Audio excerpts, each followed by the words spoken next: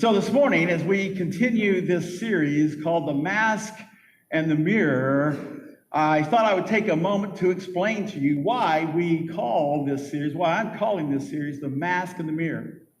And it's because many Christians are holding the mask in one hand and the mirror in the other.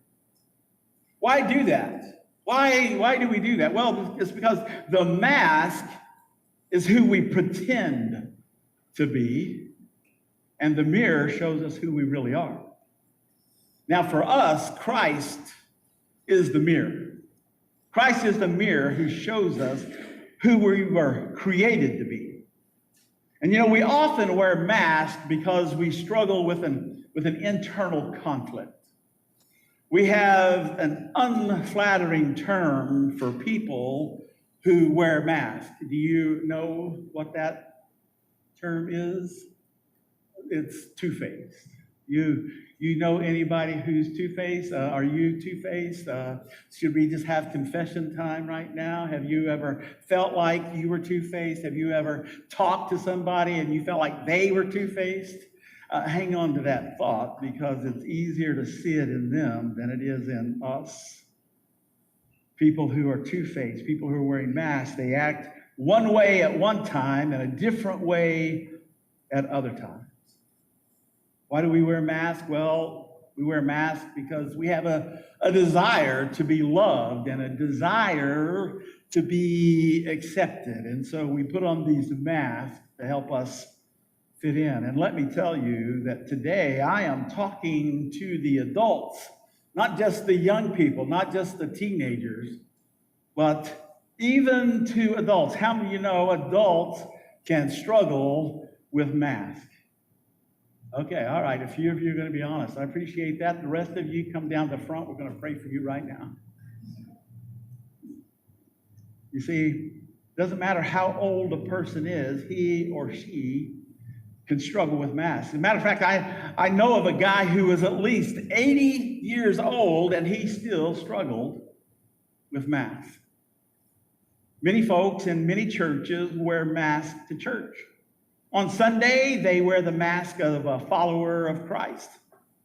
But the other days of the week, they are far closer to the world than to Christ.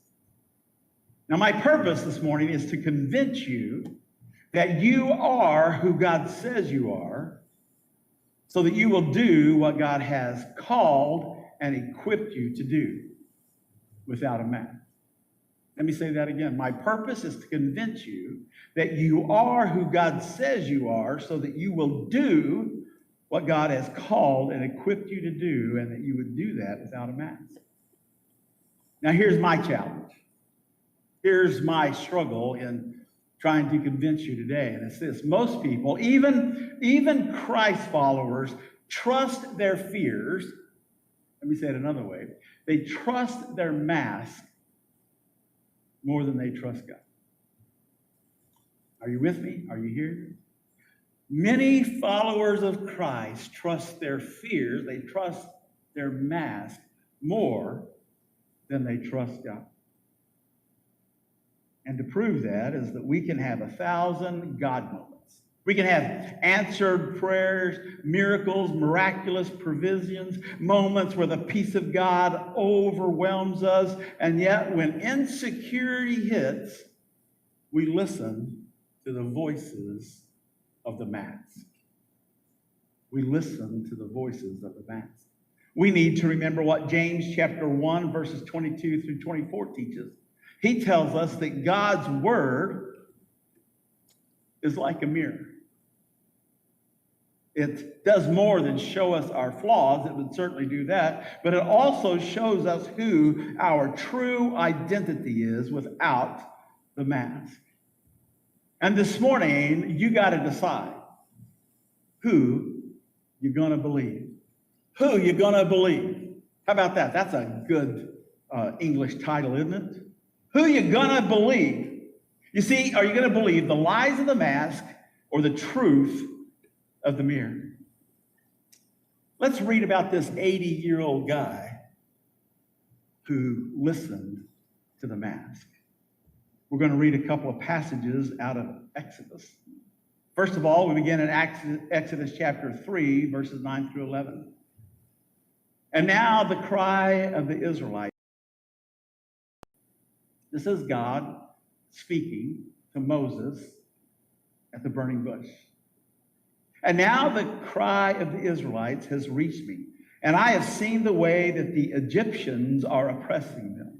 So now go, I am sending you to Pharaoh to bring my people, the Israelites, out of Egypt. But Moses said to God, who am I that I should go to Pharaoh and bring the Israelites out of Egypt? Jumping down now to Exodus chapter 4, verses 1 through 17. Moses answered, what if they do not believe me? There had been this ongoing dialogue, and so we picked this up in chapter 4. What if they do not believe me? The Lord did not appear to you. Then the Lord said to him, what is that in your hand? A staff, he replied. The Lord said, throw it on the ground. So Moses threw it on the ground, and it became a snake, and he ran from it. Then the Lord said to him, reach out your hand and take it by the tail. So Moses reached out and he took hold of the snake by the tail, and it turned back into a staff in his hand.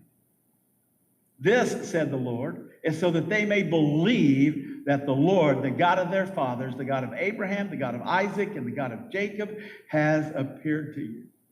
Then the Lord said, put your hand. I want you to notice what's happening here. Put your hand. Don't go get somebody else's hand. Moses is struggling here. I don't know, God. I'm not the one.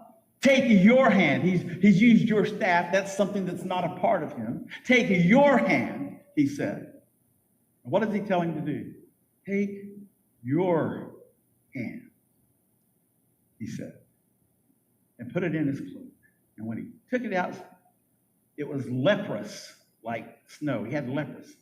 Verse 7, now put it back into your cloak, he said. And Moses put his hand, not somebody else's hand, his hand back into his cloak. And when he took it out, it was restored like the rest of his flesh. Then the Lord said, if they do not believe you or pay attention to the first miraculous sign, they may believe the second. Verse 9. But if they do not believe these two signs or listen to you, take some water from the Nile and pour it on the ground. The water you take from the river will become blood on the ground. God's making a future promise here. Verse 10, Moses said to the Lord, O Lord, I have never been eloquent, neither in the past nor since you have spoken to your servant. Speech and tongue. The Lord said to him, at his mouth, who makes him deaf or mute? Who gives him sight or makes him blind? Is it not I, the Lord? Now go, I will help you. Speak, and I will teach you what to say. But Moses said, O Lord, send someone else to do it. Then the Lord's anger burned against Moses. You know what that means? God's not happy. Burned against Moses. And he said, what about your brother Aaron, the Levite? I know he can speak well. I wonder if God would say that about any of you. Boy, that person talks a lot. I'm just kidding. I know he speaks well, he said. And his heart will be glad when he sees you. Verse 15, you shall speak to him, and I will put words in his mouth, and I will speak and will teach you what to do. He will speak to the people for you, and it will be as if he were your mouth and as if you were God unto him. But take this staff in your hand so you can perform miraculous signs with it. Wow. Did you notice the powerful voice of the mask in that exchange? Let me tell you, the first thing is the mask will tell you that you are a failure or inadequate. The call of Moses is a fascinating study. Here's why. Let me give you a brief synopsis of Moses' life up to this point. Moses was an Israelite by birth. Now, let me tell you, don't treat these facts as just unimportant. Don't treat them glibly. Don't treat them trivially. These are incredibly important. Moses was an Israelite by birth. He was raised in Pharaoh's palace. He had the best education possible. He knew that he was an Israelite even though he was raised in Pharaoh's palace. He knew that his people were oppressed by the Egyptians.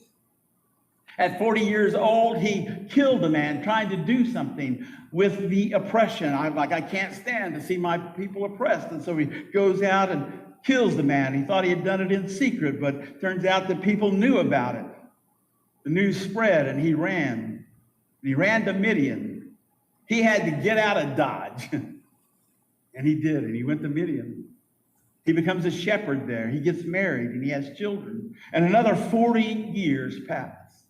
And then one day, while he was shepherding his sheep, he has a divine encounter. He has a God encounter. And God calls to him out of a burning bush. That's pretty amazing, wouldn't you say? God calls to him out of a burning bush and begins this dialogue with him that we have read, part of it that we have read. God chose Moses to deliver the Israelites from Egyptian bondage. But let me give you just a little bit more of his backstory. Not only was he an educated Israelite in the things of Pharaoh by the Egyptian, he also knew about God. He knew about the creation story. He knew how all humanity was created in God's image. He knew the story of Adam and Eve. He knew that humanity was created for fellowship with God and to demonstrate God's glory. He knew about the call of Abraham when God said to Abraham, I am pulling you away from your people. I want you to go to a land that I'm going to show you. He knew about all of that. He knew about God's promise to Abraham that I'm going to make your descendants like the sand of the sea and the stars of the sky. He knew about the miraculous birth of Isaac. He knew about the story of Jacob and God's provision for him. He knew about the story of Joseph and the coat of many colors and the jealous brothers. He knew that God promised to bring the Israelites out of Egypt after 400 years. Here's my point. Moses knew a lot about God, about God's story, about God's promises, about God's miracles. But what he didn't know is when God was going to bring those people out of Egypt after 400 years, that he was the man that God chose. He didn't know that God had chosen him. God chose Moses. And how did Moses respond? Moses questioned God's wisdom. Moses questioned God's wisdom. It's like, really? Really? You're gonna question God? You're gonna argue with God about that? God, are you sure? Like me? Not me. Really? Can anybody relate? How many of you ever questioned God? How many of you ever said, God, what are you doing? God, why are you doing this? How come this is happening to me? Why is this happening to me? Where are you at? I don't understand what you're doing. It doesn't make sense to me. I want you just to imagine that conversation that we don't have in the text. I can just imagine him saying, God, do you know what you're doing? I mean, you're accusing me. Do you know what you're doing? I mean, have you checked my resume on monster.com? Have you been over to Indeed.com and checked out my resume? Because, God, I'm a failure. I tried to do something one time before, and I failed. And I failed miserably. And I ran away, and I'm here in the desert. You look at my track record, it tells you that I'm a failure. I tried and I failed. God, you have the wrong guy. What do you think? Would you say that's crazy? I'd say that's crazy. Wouldn't you say that's crazy to talk to God like that? I mean, think about it. Moses. Miracle after miracle in his life. He's having this conversation with God in front of the burning bush, a bush that does not burn up. It is not consumed by fire. And I'm going to say, God, you got the wrong guy. You got the wrong person. Let me tell you something. It's easy, oh so easy, to see the craziness in other people. It's much harder to see it in ourselves. God had chosen Moses. And here's the truth. God has chosen you, just like he did with Moses. Maybe he's not choosing you to lead the people of Israel out of Egypt, but God has chosen you for a purpose. God has chosen you, he has called you, and he will equip you. God has chosen you.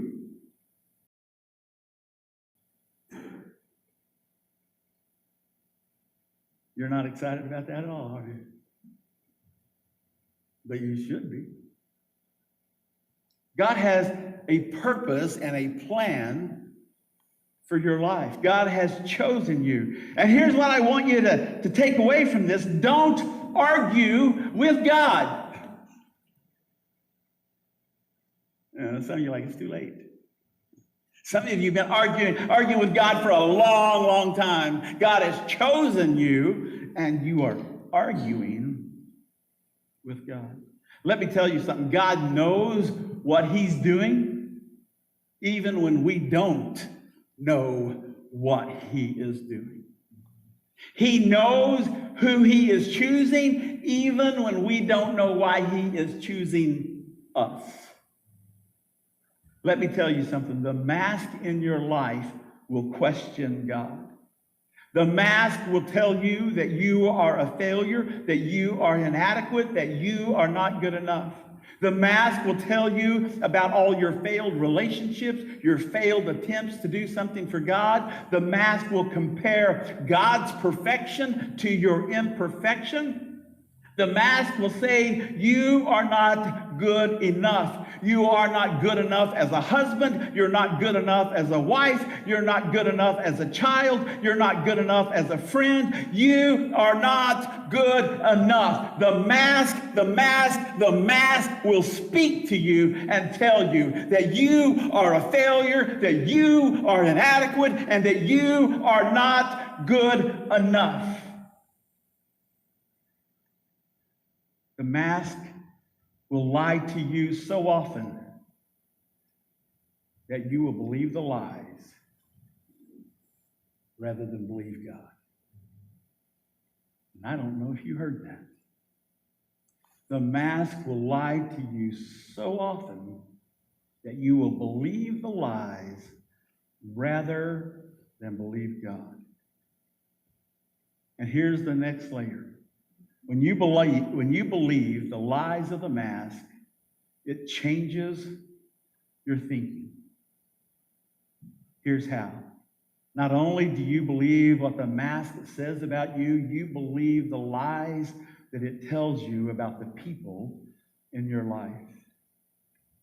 The mask will tell you not only are you not good enough, the mask will tell you that your husband or your wife are not good enough, that they are a failure. The mask will tell you how inadequate your husband or your wife or your friend or your boss or whoever it is, that they are somehow better than you. The mask will tell you how inadequate they are, and the mask will tell you that you deserve better. You deserve better than them. You deserve something better than them. They're not good enough for you. And let me tell you something. When you hear the word deserve, you need to run. When you hear the word deserve going around in your mind, I deserve something better than this, I don't deserve that, let me tell you, you need to run. You need to run to the prayer closet and let God speak to you. You need to run to God's word and let God speak to you. You need to run to godly people that will remind you of what you deserve. And what you deserve is punishment. What you deserve is judgment. But thanks be to God for his indescribable gift of Jesus Christ, who doesn't give us what we deserve. He gives us mercy. You hear that word deserve, you are hearing Madison Avenue. You are hearing the people who do commercials. What you deserve a car like this. You deserve this food. You deserve this after all your hard work. You deserve. No, what you deserve is God's punishment. Thank God we don't get what we deserve.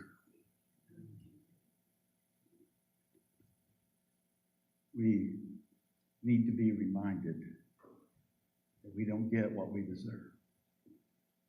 You see, when we listen to the mask questions. The mask questions everything about you. And it will have you asking questions to God instead of trusting him. The mask will cause you to question God's call on your life. The mask will cause you to question God choosing you. The mask will cause you to try to give counsel to the almighty and all-knowing God.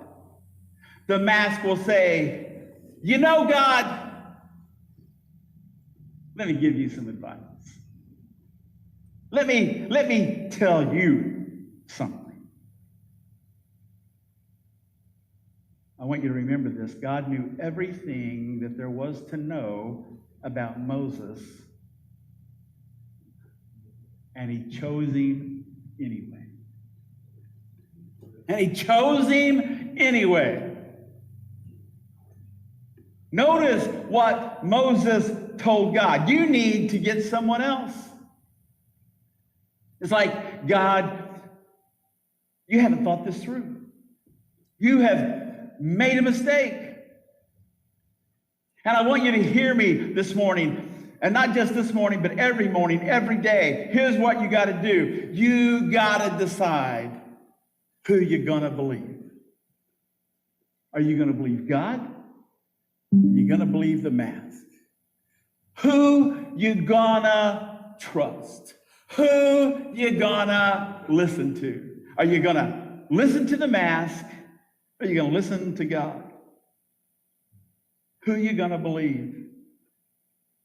We need to come to grips with this one truth, and that is this: God calls us based on his knowledge of us. God created us. He knows us. He designed us. He knows our past, our present, and our future. He knows everything.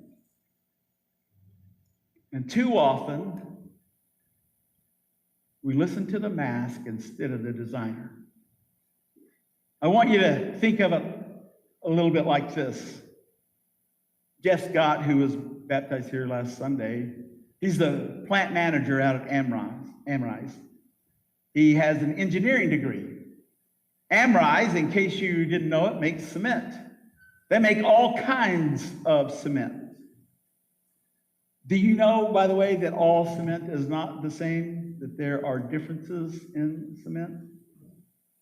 It depends on the application. Amrise ships their cement all over the world. Now imagine for a moment that in my wealth of knowledge of cement, that I walk up to my good buddy Jeff, and I say, Jeff, I have some wonderful advice for you that I think is just really going to help you, and it's going to help Amrise take this product to the next level. It's pretty incredible what I have discovered. Here's what I want you to know, is that if you put water in that dry, dusty cement, it would make a great building material. Now, what do you think Jeff is going to say to me? If I just said, I thought you should know that, Jeff would say, oh, Carrie, that's so helpful.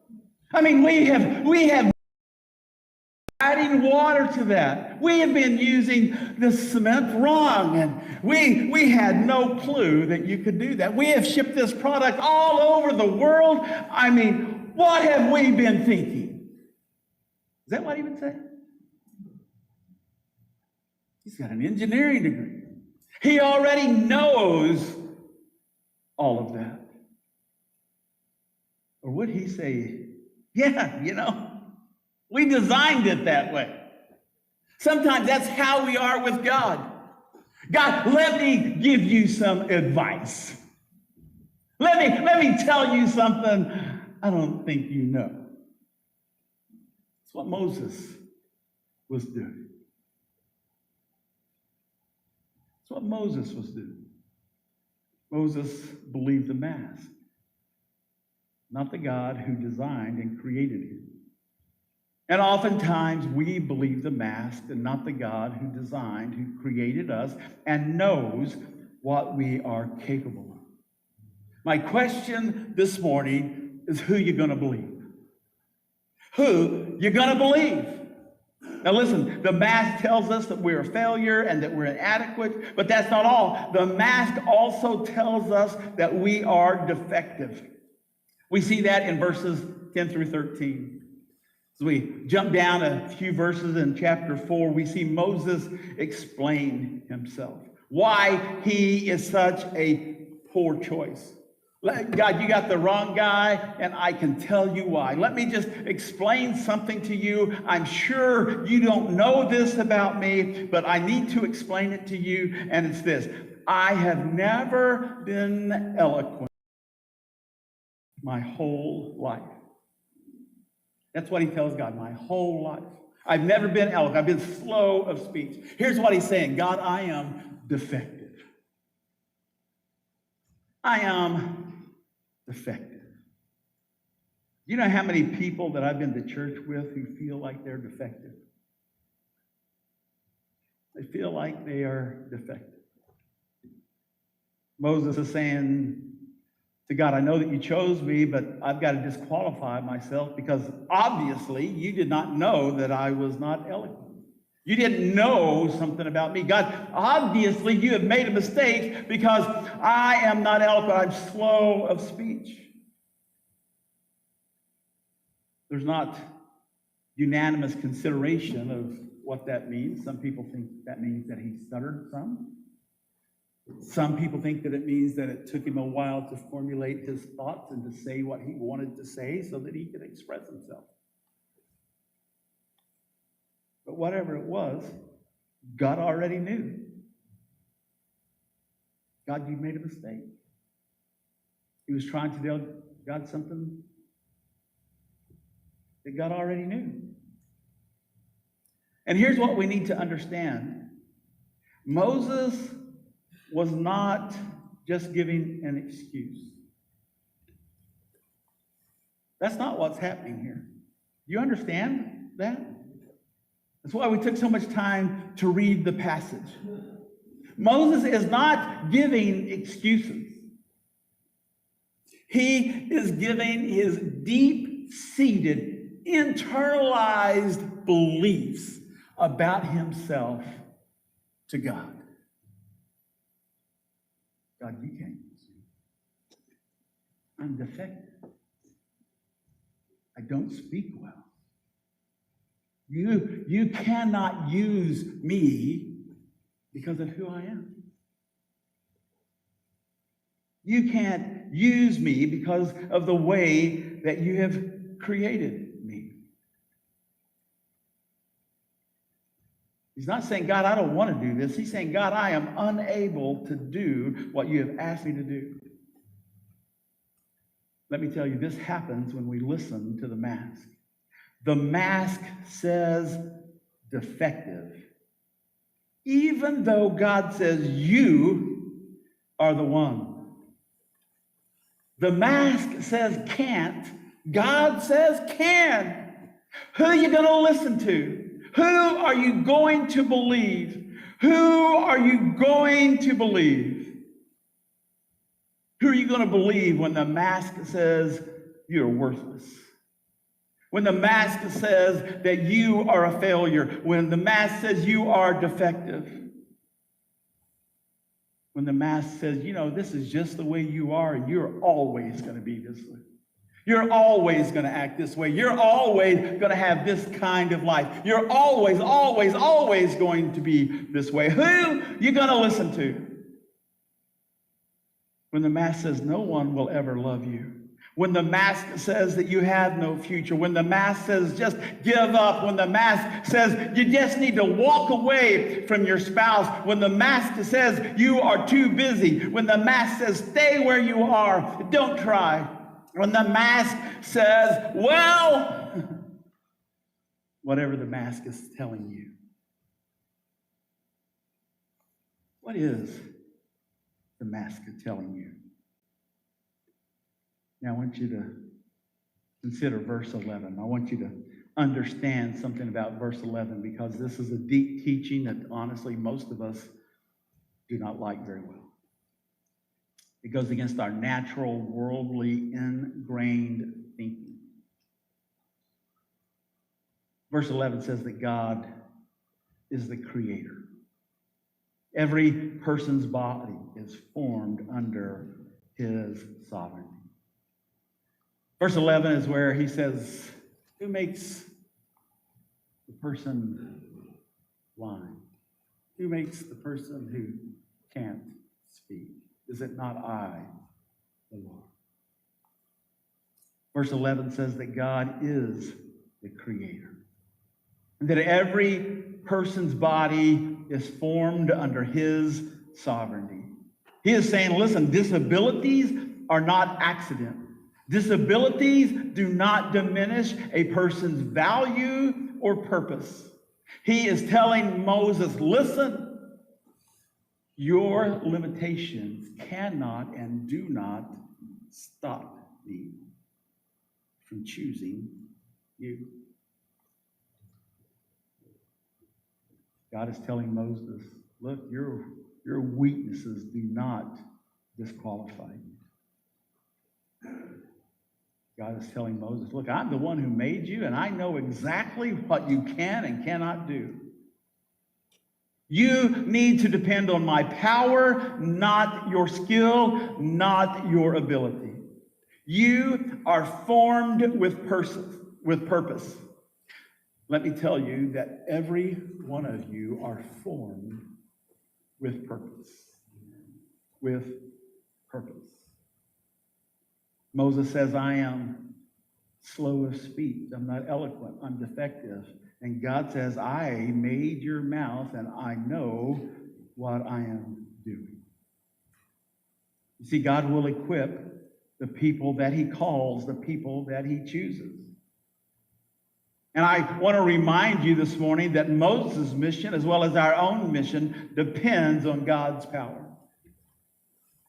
God was not depending upon Moses' eloquence, Moses' ability to speak with eloquence to get the job done. But he needed Moses, the man.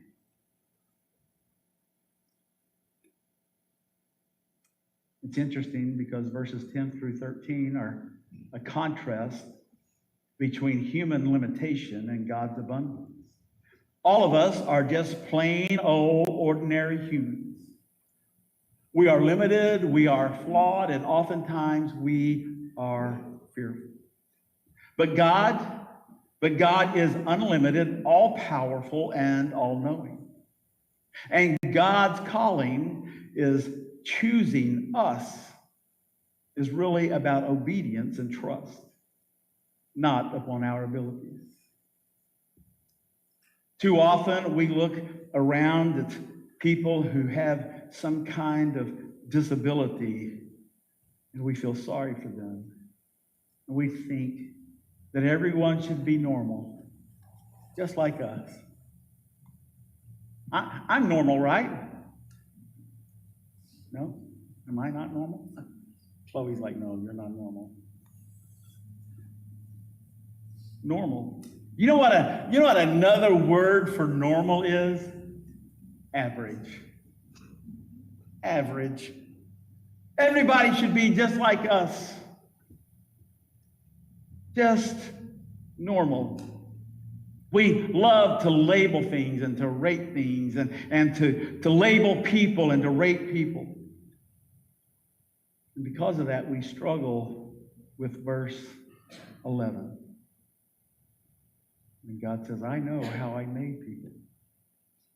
And every person, regardless of the disability that they might have, their life has value. Their life has value. And we need to remember that. Notice the words that God spoke to Moses in verse 12. God says these words. I want you to think about this. I will help you. That's encouraging, right? I mean, that's awesome. God is telling Moses, I am going to help.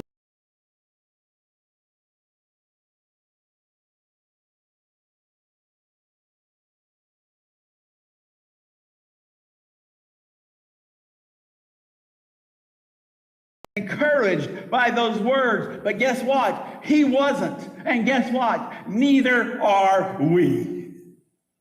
When God speaks to us and he gives us a challenge and he says to us, you know what? I want to use you. I want to have a purpose and a plan for your life. And you're like, I'm going to be with you. Okay, but I can't do anything.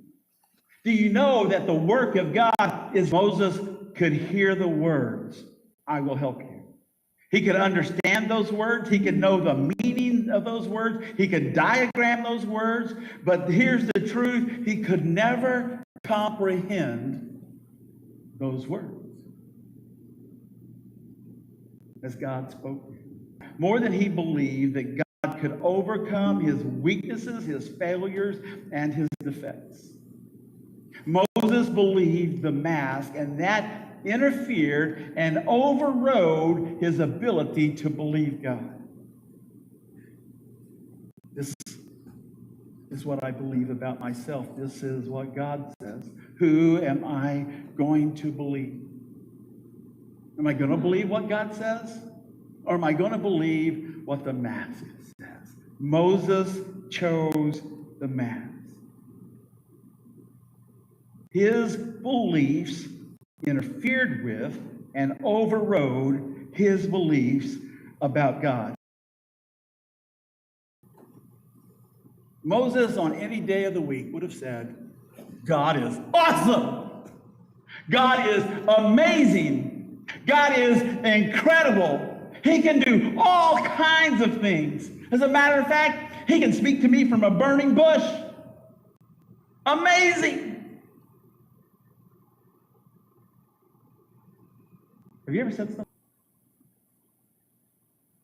Why? Why don't we trust him? Why don't we trust him? Church, I want you to know today that the work of God depends on us trusting God.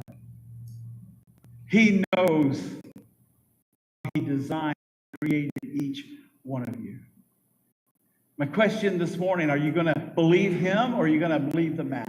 Treat yourself, how to see yourself, and how to feel about yourself, and how to think about yourself. Who are you going to believe? I talked about Moses. He had this deep-seated belief, this long-held belief because of the lies of the math. And those beliefs kept him from trusting God. And now I'm making the same application for many of you. Some of you have some deep-seated, long-held beliefs because of the lies of the mask. And those beliefs are keeping you from trusting God.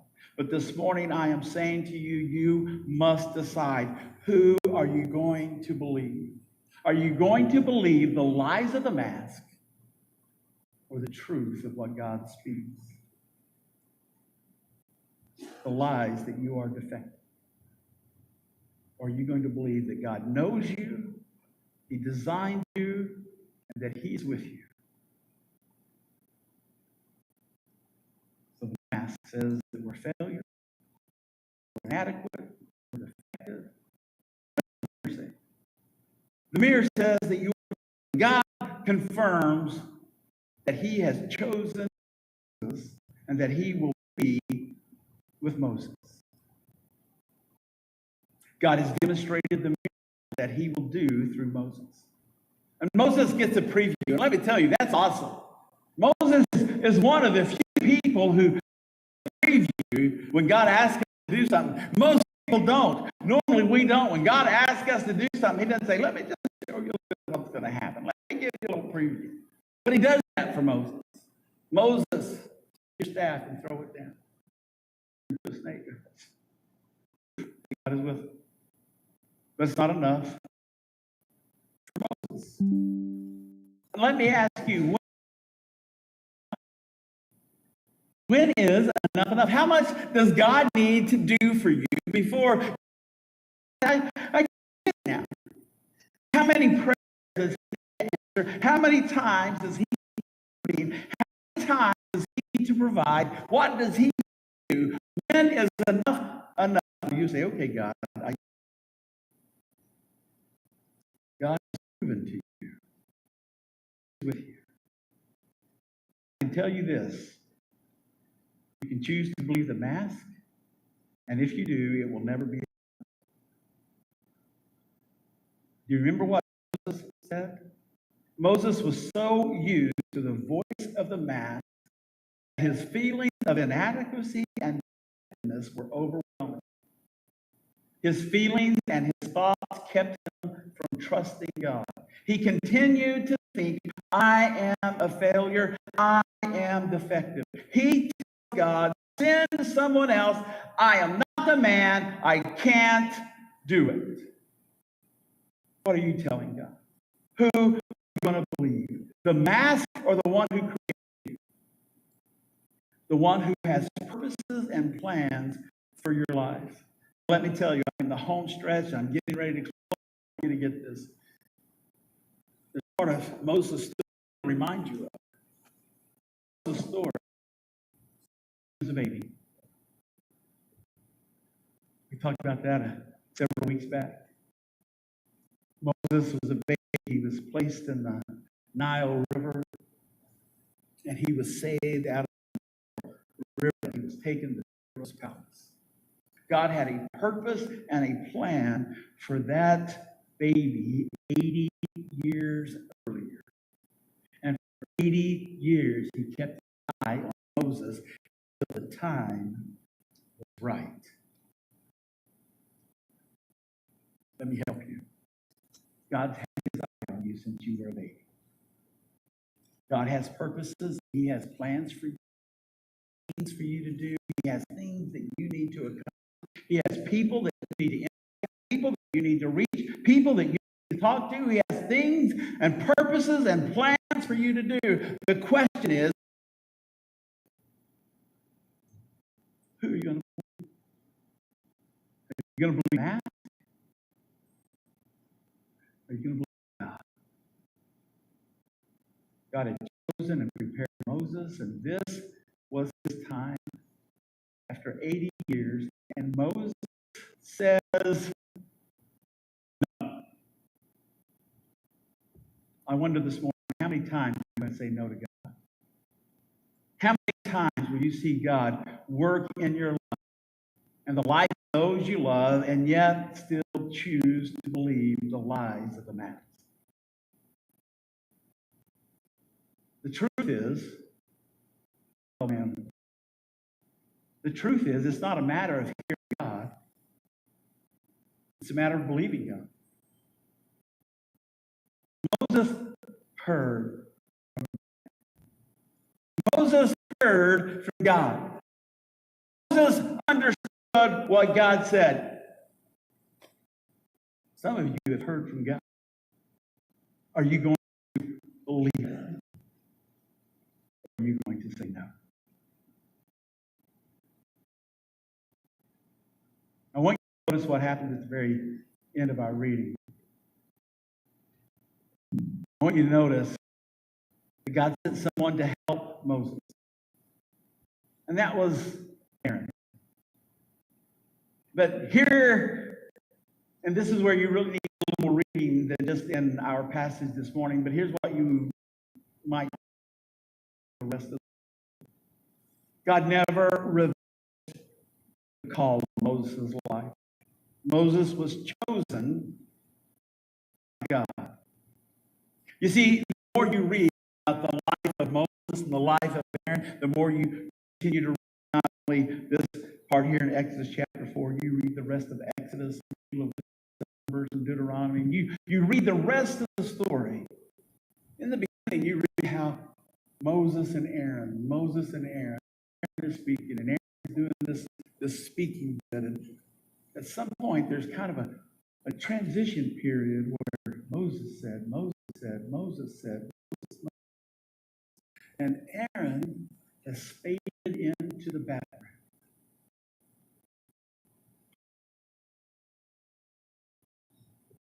Here's what happened. Moses gained confidence in God. Said another way, he believed God. And he obeyed God. The question this morning is who are you going to believe? Let me invite you to stand this morning, if you would. I'd like to give you an opportunity to respond to the message, like those who are watching online to respond as well. I'm going to ask you to bow your head and close your eyes this morning. No one looking around. This is a time between you and God. I like to call it after I am ready to lay it down. If that's you, would you raise your hand? I'd like to pray for you today. Thank you. I wonder today, as we think about the mask that says that I'm defective. I wonder this morning, do you feel defective, inadequate? Do you feel like you have something to prove? I wonder this morning, are your relationships being affected because you feel defective?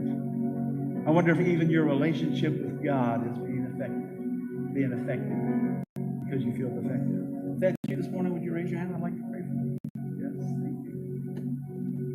And finally today, as we think about the mirror that says that you're chosen, I wonder this morning, do you know that God has chosen you to serve him in some way, in some capacity, to serve his church, to serve his people? And today you say, I want to choose to serve him and to trust him. If that's you, would you raise your hand? I'd like to pray for you today. Thank you. Father, we thank you for every hand raised, for every person that's here, for those who are watching online. God, we pray that you would speak to us. Lord, that you would not just speak, but that you would continue to work in our lives. Lord, that we would move from just hearing your word to believing it, to obeying it. Lord, today help us, oh God, as we lay down the mask. Lord, they're so exhausting. So many people are carrying more than one mask, and they're being lied to on so many levels. Lord, we want to lay that mask down, all of the masks. We know, God, that you're not going to take it out of our hands. You're not going to force us. God, you're not going to rip it off of our face. But you're going to continue to speak to us. You're going to continue to remind us of the truth that you need. Amen.